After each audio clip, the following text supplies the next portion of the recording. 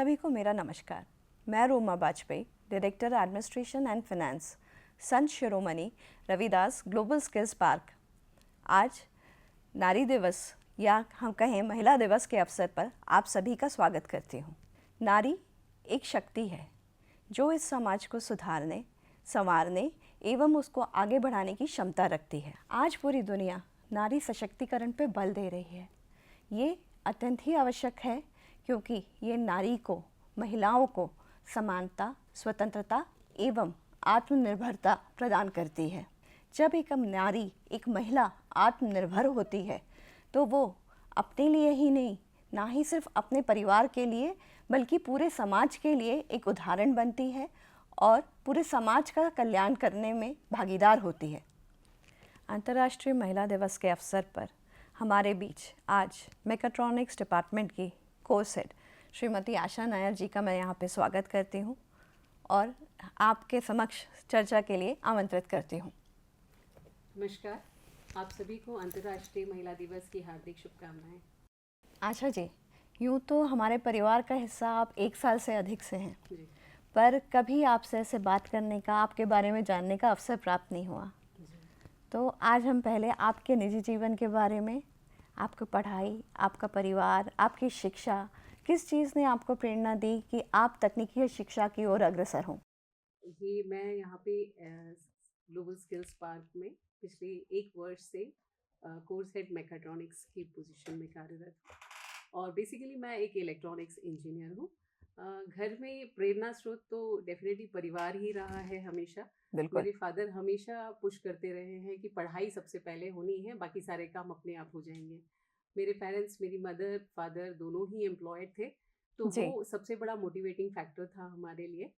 और technical education में मेरा इंटरेस्ट साइंस और मैथ्स में शुरू से रहा है। जी जी। तो 12th के बाद मेरे फ्रेंड्स जो हैं वो प्री इंजीनियरिंग टेस्ट दे रहे थे, तो मैंने भी उनके साथ टेस्ट दिया and luckily I got selected और वेरी मैंने नाइस। अपना डिप्लोमा इलेक्ट्रॉनिक्स इंजीनियरिंग में कंप्लीट किया।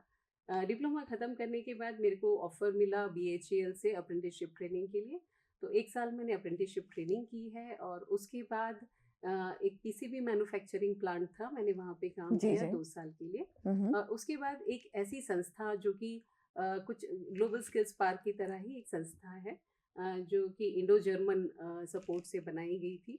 बिल्कुल। वहाँ पे मुझे तकनीकी सहायक का काम मिला और वहीं पे मैंने पिछले 25 साल अपनी सर्विसेज दी हैं और ड्यूरिंग दिस सर्विस मैंने अपने क्वालिफिकेशन को भी एनहांस किया। मैंने अपनी डिग्री कंप्लीट की और उसके बाद पोस्ट ग्रेजुएशन MTech लिया मैंने डिजिटल कम्युनिकेशन टेक्नोलॉजी में फ्रॉम MANIT भोपाल। और ड्यूरिंग दिस पीरियड मैंने काफ़ी प्रमोशंस भी मेरे हुए और मैंने जब ज्वाइन किया था, I join as a technical assistant there और प्रमोट होके अभी जब मैंने यहाँ JSP ज्वाइन किया, उससे पहले I was senior manager training okay. In that organization. तो उस ऑर्गेनाइजेशन में मुझे काफ़ी सारे एक्सपोजर्स मिले, काफ़ी लर्निंग मिली।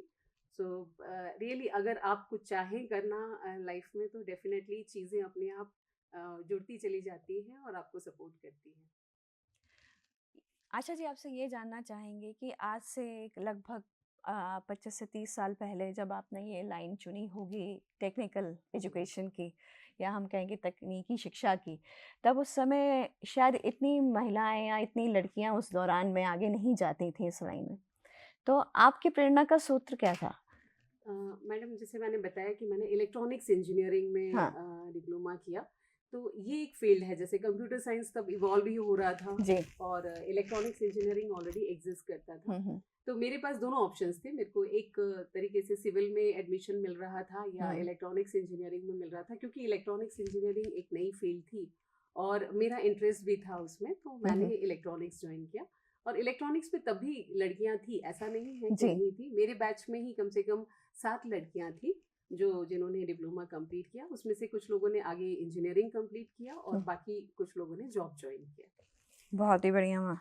तो मैं ये बिल्कुल, हम ये सब मानते हैं कि आज हम जिस चीज़ के लिए यहाँ पर इकट्ठा हुए हैं या आज हम जिस चीज़ पे चर्चा कर रहे हैं कि बच्चियों को आज भी नहीं, उस युग में भी आज से 25-30 साल पहले भी माता पिता से सपोर्ट मिलना शुरू हो गया था। बिल्कुल। आशा जी, मेरा ऐसा मानना है कि जिस पड़ाव पे हम पहुँच चुके हैं जीवन में, बहुत सी चुनौतियों का हमने सामना किया है और जैसे जैसे पद बढ़ता जाता है चुनौतियाँ उतनी गंभीर होती जाती हैं और बड़ी होती जाती हैं। जी। तो क्या कोई आप अपने ऐसे कार्यकाल की चुनौती हमसे साझा करना चाहेंगी? जी बिल्कुल। जैसे मैंने आपको बताया कि जब मैंने अपना करियर चालू किया तो तकनीकी सहायक के रूप में चालू किया, और मेरे को जो जो रोल मिलता गया, जी। मतलब जो अपॉर्चुनिटी मेरे पास आती गई, मैंने उसका भरपूर उपयोग किया। हम्म। लेकिन थोड़ा टाइम लगा, लाइक जब मैं टेक्निकल असिस्टेंट थी तब मेरे को सिर्फ लैब्स में सपोर्ट करना होता था। हम्म। लेकिन मेरे जो बॉसेस थे या जो भी रिपोर्टिंग ऑफिसर्स थे, उन्होंने पोटेंशियल देखा मुझ में कि मेरे में ये कैपेबिलिटी है कि मैं ट्रेनिंग्स ले सकती हूँ, कंडक्ट कर सकती हूँ। तो हमारे एक जर्मन टीम लीडर हुआ करते थे, मिस्टर डीजे हान। ओके। तो उन्होंने मुझे अप्रोच किया, उन्होंने कहा क्यों नहीं आप इंडिपेंडेंटली जो है ट्रेनिंग लेना चालू कर रहे ओके। हैं। तो डेफिनेटली वो चैलेंजिंग था कि मैं अभी तक सिर्फ सपोर्ट कर रही थी, अब मेरे को जो लीड रोल में आना है और ट्रेनिंग पूरी इंडिपेंडेंटली कंडक्ट करनी है। जी। तो मेहनत तो लगी, बट हम्म। धीरे धीरे मेहनत की काफ़ी। और उसके बाद स्लोली फोकस होके अगर आप कोई मेहनत करो निरंतर रूप से, तो डेफिनेटली आपको सक्सेस मिलती है, ऐसा मेरा मानना है। बिल्कुल। और उसका आउटपुट बहुत अच्छा रहा, मतलब पहली जो मैंने इंडस्ट्री के लिए ट्रेनिंग की उसका फीडबैक बहुत अच्छा था, बहुत इनकरेजिंग था, जिसने मेरे को और हिम्मत दी कि अब मैं इसको इंडिपेंडेंटली कर सकती हूँ। और भी ऐसे कैसी कई सारे चैलेंजिंग एक्सपीरियंसेस हैं। एक एक्सपीरियंस मैं इथियोपिया का आपके साथ शेयर करना चाहूँगी। हमने नेशनल सीमेंट्स करके एक इंडस्ट्री है वहाँ हाँ जी। ड्रेदावा में, जी। तो वहाँ पे हमने एक ट्रेनिंग कंडक्ट किया था। हम्म। तो यहाँ से इंडिया से लाइक ट्रेनर मैं ही थी और मैं अकेले गई थी, और वहाँ हमारी मार्केटिंग मैनेजर ईडन थी। तो हम दोनों ने मिलके पूरा सेटअप किया वहाँ पे और ट्रेनिंग कंडक्ट की। अब ये जो ट्रेनिंग था ये बेसिकली वहाँ पे जो इंजीनियर्स हैं, सुपरवाइजर्स हैं, टेक्नीशियंस हैं, उनके लिए हमने इलेक्ट्रॉनिक्स मेंटेनेंस पे किया था। तो सारा इक्विपमेंट हमने वहाँ पे कैरी किया और ये ट्रेनिंग चालू कर दी। ट्रेनिंग टोटल 4 डेज की थी। और क्योंकि ड्रेदावा का एटमॉस्फेयर ऐसा है कि मॉर्निंग और इवनिंग बहुत ठंडा रहता है और Okay. डे टाइम बहुत हॉट रहता है। अच्छा, एक्सट्रीम क्लाइमेट। एक्सट्रीम क्लाइमेट है। और क्या होता है, ये सीमेंट प्लांट है तो एयर में ऑलरेडी सीमेंट के पार्टिकल्स जो है डस्ट होता है। तो इस वजह से क्या हुआ, फर्स्ट 2 डेज तो ट्रेनिंग बहुत अच्छी हुई, लेकिन थर्ड डे जो है मेरी आवाज़ चली गई, ओहो। And I was the only trainer at that time. तो मैंने अपने पार्टिसिपेंट से इंटरेक्ट किया और उनको बताया, वो सब क्लोजर आ गए थोड़े से, और हर नेचुरली। चीज़ हमने परफॉर्म कर करके मैंने उनको दिखाया, because voice was not there. तो लिख के बता जी। के, तो इस तरह के चैलेंजिंग रोल्स जो है ये भी निभाए हैं। But at the end of the program जब पार्टिसिपेंट्स ने खुद अपने हाथ से काम किया और उन्होंने अप्रिशिएट किया, तो बहुत अच्छा लगा कि ऐसी सिचुएशन में भी चीज़ें मैनेज हो जाती हैं। ये तो बहुत ही बड़ा आपने उदाहरण दिया और मैं समझती हूँ कि आज चूँकि आप हमारी कोर्स हेड हैं, हमारे बच्चों में और हमारे यहाँ महिला शिक्षक एक ही हैं। हमारे यहाँ जितने भी स्टूडेंट्स हैं, उनके लिए एक प्रेरणा का स्रोत हैं आप। और मैं चाहती हूँ कि हमारे यहाँ जितने बच्चे हैं, वो आपसे प्रेरणा पाके, बच्चियाँ खासकर, वो आप ही की तरह आगे बढ़ें और इतनी ही सफल रहें अपने जीवन में। आशा जी, ये आपने बिल्कुल ही सही बताया। मैंने भी अपने जीवन में ऐसे कई अवसर आए हैं मेरे जीवन में जब मुझे भी ऐसा लगा कि हाँ, ये कैसे होगा। पर मैं ये मानती हूँ कि अगर अंदर मन में दृढ़ विश्वास हो तो क्यों नहीं होता। ऐसी एक मैं अपना एक्सपीरियंस आपको बताती हूँ।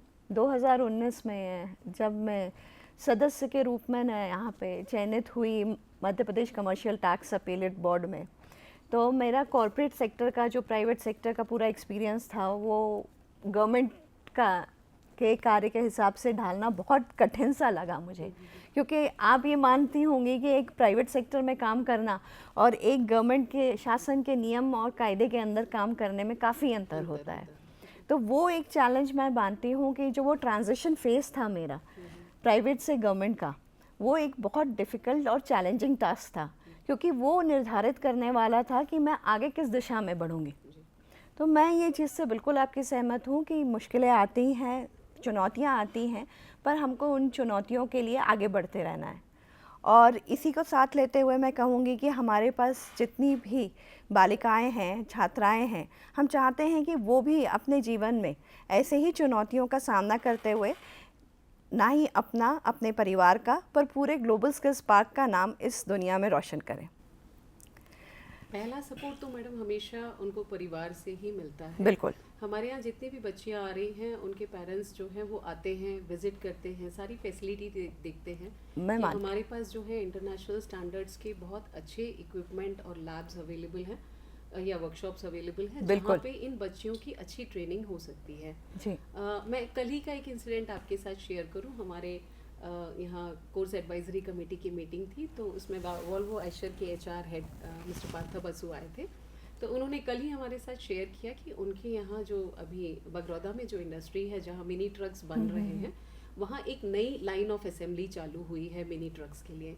तो वहाँ उन्होंने 150 लड़कियों को पूरे लाइन में जो है रिक्रूट किया है, उनको लिया है और वो पूरे शॉप फ्लोर का काम देख रही हैं। तो ये तो कितनी, हाँ, this is actually a proud moment for us. Right. Absolutely, I agree. ऐसा था जब हम इंडस्ट्री को अप्रोच करते थे तो हाँ। वो कहते थे हम आपको ले नहीं पाएंगे क्योंकि हम आपको शिफ्ट्स में नहीं डाल सकते, फैक्ट्री एक्ट की लिमिटेशन है।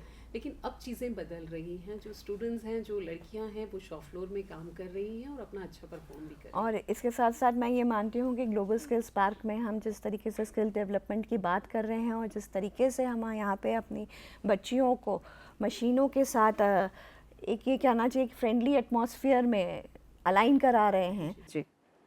हमारे जीवन की चुनौतियों के साथ साथ हमने एक और चीज़ महसूस की है और मैं जानती हूँ आशा जी आप मेरे से इससे इस बात पर सहमत होंगी कि हमने जेंडर डिस्क्रिमिनेशन का सामना किया है अपने जीवन के दौरान और किसी हद तक आज भी कर रहे हैं।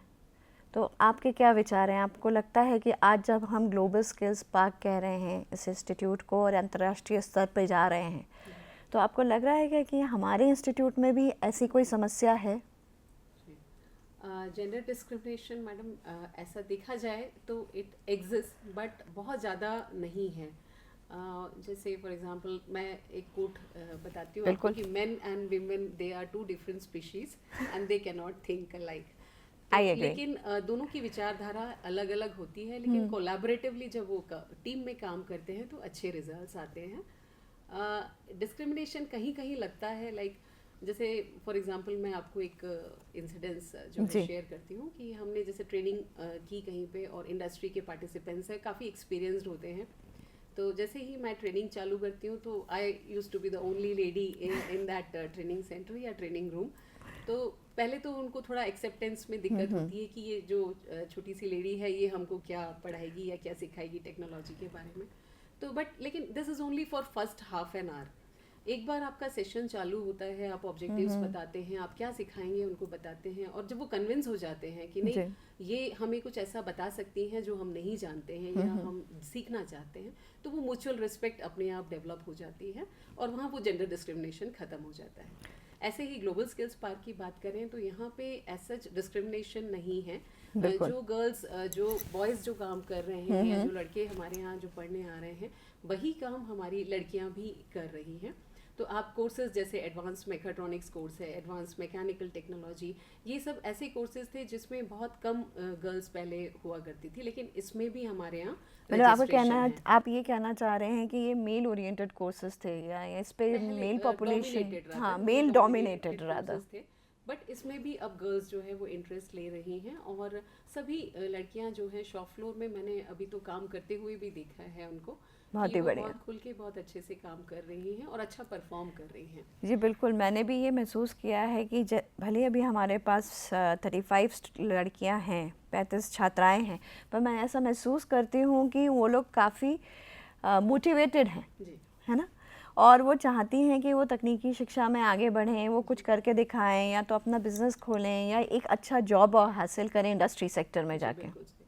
तो ये चेंज आ रहा है धीरे धीरे। अब जो बच्चियां हैं ये समझ रही है कि नहीं हमें भी इकोनॉमिकली इंडिपेंडेंट होना है और परिवार को मदद करनी है, समाज के लिए भी कुछ अच्छा काम करना है। और वो इकोनॉमिकली इंडिपेंडेंट होकर, मेरा ऐसा मानना है कि इकोनॉमिकली इंडिपेंडेंट होकर वो समाज ही नहीं पूरे देश का ही विकास में योगदान दे रही हैं। आशा जी, आपकी सफलता युवाओं को प्रेरणा दे रही है, तो आप इसमें मेहनत, अवसर या नेटवर्किंग किसको श्रेय देती हैं? सफलता के लिए तो मैडम ये तीनों ही इक्वली इम्पॉर्टेंट है, मतलब तीनों ही चीज़ें चाहिए जी। मेहनत भी करनी पड़ेगी, अवसर मिलने चाहिए और नेटवर्किंग तो बहुत ज़रूरी है, उसके बगैर नहीं होता है। तो क्या आज की इस डेट में हम पर्याप्त अवसर दे पा रहे हैं अपनी बच्चियों को? हाँ, आपको यहाँ ऐसा पे लग रहा थोड़ा है? सा है कि लाइक हमारे यहाँ जो प्रेसिशन इंजीनियरिंग का जी। कोर्स चालू हुआ था जो सिटी सेंटर में हाँ ग्लोबल हाँ। स्किल्स पार्क में, ये 2018 से चालू हुआ है और पिछले 5 साल से हम ये कोर्स चला रहे हैं। और इसमें जितने भी बच्चे जिन्होंने एनरोल किया है उन सभी का प्लेसमेंट हुआ है, मतलब ऑलमोस्ट 100% प्लेसमेंट है। बिल्कुल और मानती हूँ मैं। इसमें कुछ बच्चियां भी थी जिनको एक से ज़्यादा ऑफर, 2 या 3 ऑफर भी उनको मिले हैं, और वो सारी बच्चियां जो हैं अभी शॉप फ्लोर में मशीन्स पे काम कर रही हैं, जॉब्स बना रही हैं। तो ये इट्सेल्फ शो करता है कि अगर आप वाकई में कुछ अच्छा करना चाहते हैं और आप में वो इच्छा शक्ति है जी। कि नहीं मैं मशीनिस्ट का काम भी कर सकती हूँ या मशीन मेंटेनेंस का काम भी कर सकती हूँ, और आप उस चीज़ को सीख लें, तो डेफिनेटली अपॉर्चुनिटीज़ तो हैं मार्केट में, अवसर हैं, पर उन अवसरों को उपयोग में लाना पड़ेगा, उसमें बिल्कुल। नेटवर्किंग एस्टेब्लिश करनी पड़ेगी। इसमें हमारे डिपार्टमेंट ने एक नई पहल चालू की है जो रिश्ता के नाम से है, हाँ जी। जिसमें जो रिक्रूटिंग इंडस्ट्री है वो अपनी रिक्वायरमेंट के हिसाब से हमें फंड करने को तैयार हैं, कुछ स्टूडेंट्स को स्पॉन्सर करने के लिए तैयार हैं, उनके अनुरूप हम उन्हें ट्रेन करेंगे और उसके बाद वो उन स्टूडेंट्स को अपने यहाँ प्लेसमेंट देंगे।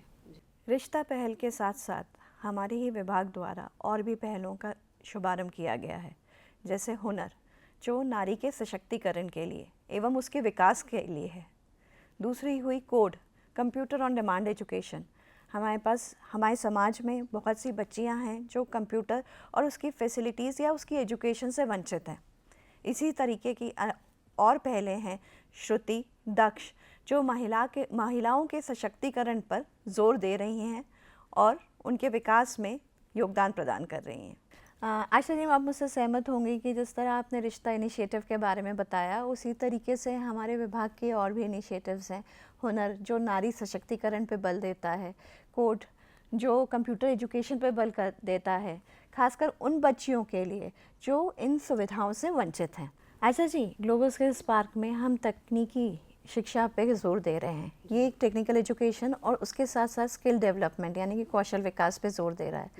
तो हमारी जो संस्था है ग्लोबल स्किल्स पार्क, आपको क्या लगता है कि किस तरीके से ये लड़कियों और बच्चियों की सफलता और उनके भविष्य में योगदान देगी? जी, ग्लोबल स्किल्स पार्क में मैडम हम लोग 9 अलग अलग कोर्सेज अभी चला रहे हैं या चालू किया है हमने, और ये सारे कोर्सेज फिनिशिंग स्कूल्स की तरह काम कर रहे हैं। इसमें हम टेक्निकली क्वालिफाइड बच्चियों को या बच्चों को लेते हैं जो ITI पास आउट हैं या डिप्लोमा जिन्होंने कर लिया है या इंजीनियरिंग जिन्होंने कंप्लीट कर ली है, ऐसे बच्चे हमारे कोर्सेज में आते हैं। उन्हें 1 वर्ष का पूरा प्रायोगिक तरीके से, मतलब मैक्सिमम प्रैक्टिकल, आप कह सकते हैं 70% प्रैक्टिकल हम कराते हैं, थियोरी बस उस प्रैक्टिकल को सपोर्ट करने के लिए हम बताते हैं जी। तो अच्छी खासी प्रैक्टिकल ट्रेनिंग होती है यहाँ पे। जो कोर्सेज हैं जैसे एडवांस प्रेसिशन इंजीनियरिंग का कोर्स है जो हम पिछले 5 साल से चला रहे हैं। इसके अलावा mechanical technology, mechatronics, automotive technology, mechanical electrical services, air conditioning, refrigeration, electronics में जो मोबाइल डिवाइसेस हैं, IoT इंटीग्रेशन है, उसके बारे में जो लेटेस्ट टेक्नोलॉजी है, और इलेक्ट्रिकल में पावर कंट्रोल जी। और कंप्यूटर से related ICT, information communication technology में नेटवर्किंग एंड सिस्टम एडमिनिस्ट्रेशन। तो ये सारे वो कोर्सेज हैं जो बहुत डिमांड में हैं इंडस्ट्रीज में। ये सारे जो स्किल्स हैं इनकी काफ़ी डिमांड है। और टेक्निकल फील्ड में भी हम देखते हैं कि इलेक्ट्रॉनिक्स, कंप्यूटर साइंस, इलेक्ट्रिकल, ये जो फील्ड है इसमें मैक्सिमम ज़्यादा से ज़्यादा लड़कियां जो हैं इन कोर्सेज को ले रही हैं। तो बच्चियां अगर वो टेक्निकल फील्ड में आना चाहती हैं तो सबसे पहले तो उनको साइंस और मैथ्स में इंटरेस्ट डेवलप होना करना चाहिए। पड़ेगा। बिल्कुल। तो इसके लिए स्टेम जो साइंस, टेक्नोलॉजी, एजुकेशन और मैथमेटिक्स है, इससे रिलेटेड काफ़ी सारे प्रोग्राम स्कूल लेवल में भी चलाए जाते हैं, तो इनकी वो मदद ले सकती हैं। ऑनलाइन भी काफ़ी सारी फैसिलिटीज़ आजकल अवेलेबल हैं, ऑनलाइन भी काफ़ी लर्निंग हो जाती है स्टूडेंट्स की। तो जिनका इंटरेस्ट थोड़ा सा भी साइंस में है वो इस फील्ड में आ सकती हैं, क्योंकि काफ़ी जॉब अपॉर्चुनिटीज़ स्पेशली गर्ल्स के लिए टेक्निकल फील्ड में हैं अभी। आशा जी, हमारा इंस्टीट्यूट इंडिया का पहला मल्टी स्किल्स पार्क है और ITS सिंगापुर की तर्ज पे बना हुआ है।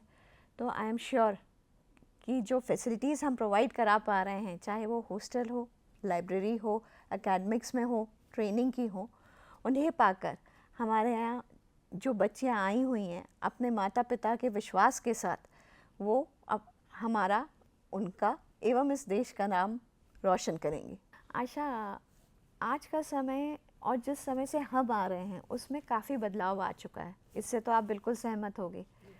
और यही हमको हमारी बच्चियों को शिक्षा देनी है कि वो भी इसी कॉन्फिडेंस के साथ आगे बढ़ें और स्वावलंबी एवं आत्मनिर्भर बने। मैं चाहती हूँ कि यहाँ से जब वो निकलें, जब वो इंडस्ट्री में बाहर की दुनिया का सामना करें, तो वो जानी जाएं कि वो ग्लोबल स्किल्स पार्क से आ रही हैं। इस तरफ मैं आपका थोड़ा ध्यान आकर्षित करना चाहूँगी कि अभी जो बच्चियाँ हमारे यहाँ आई हैं, जी। रिमोट एरिया से आई हैं, रूरल बैकग्राउंड से आई हैं, तो वो जब अपने घर से निकल के आई हैं, हॉस्टल में रह रही हैं, घर से बाहर हैं, जी। और इससे क्या है कि उन्हें घर से दूर रहने की एक तो आदत हो जाती है, दूसरी वो सारी चीज़ें एडजस्ट कर पाती हैं, अपने आप को मैनेज कर लेती हैं। तो ये उनके लिए काफ़ी पॉजिटिव चीज़ है, क्योंकि हमारे यहाँ सारी चीज़ें सिक्योर्ड हैं, सेफ हैं। वो अपने खुलकर जो है अपने विचारों को व्यक्त करती हैं और सारी चीज़ें सीख भी रही हैं। तो इससे हमें तो यही उम्मीद है कि आगे चल के उनका प्लेसमेंट बहुत अच्छी इंडस्ट्रीज़ में होगा और बिल्कुल। वो अपने करियर में ज़रूर सफल होंगे। और आज तक पिछले 5 वर्षों में ग्लोबल स्किल्स पार्क का रिकॉर्ड भी रहा है कि जी। उसने 100% प्लेसमेंट दिया हुआ है।